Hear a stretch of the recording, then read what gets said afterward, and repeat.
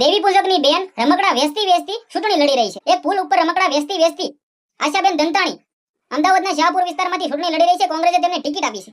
જ્યાં મિત્રો વાત કીધું આવા લોકોને ટિકિટ આપે અને આવા લોકો જો ચૂંટણી લડે તો લોકો સપોર્ટ કેમ ન કરે ભાઈઓ. જ્યાં મિત્રો વાત કીધું દેવી પૂજક સમાજના લોકો માટે પણ સારી વાત કહેવાય કે ભાઈ તેમને પણ ટિકિટો મળી રહી છે. અને ક્યાંક ને ક્યાંક આપણે વાત કરીએ ને કે ભાઈ રમકડા વેચતી વેચતી બેન પ્રસાર કરે છે, સવારના ટાઈમની અંદર પ્રસાર કરે છે અને બપોર પછી તે પોતે તેનો ધંધો આંકે છે, એટલે કે ભાઈ તે રમકડા વેચે છે.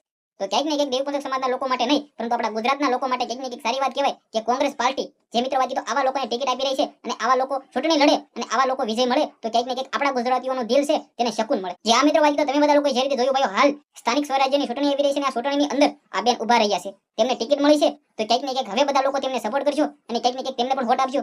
તે જીતશે તો લોકોનું સારું જ કરશે, નહીં કે ભાઈ તે પોતે પૈસા માટે કરે. તેને ટિકિટ માટે કોલ આવ્યો ત્યારે તે બેને જાતે ના પાડતી હતી કે મારે ટિકિટ નથી જોતી કારણ કે મારી પાસે પૈસા નથી. તમે વિચાર કરો કે ટિકિટ આપે સામેથી અને પૈસા નથી, આવું કે અત્યારે ટિકિટો માટે તો 25-25 લાખ રૂપિયા ઉડાડી રહ્યા છે અને આ બેન તો ટિકિટ જ ના પાડી રહ્યા છે. તો છે ને ભાઈ ઇન્ટરેસ્ટિંગ વાત. વિડિયો શેર કરો, ફોલો કરી દેજો જેથી તમારા સમક્ષ આવી નવી જાણકારી લાવતો રહો. ધન્યવાદ.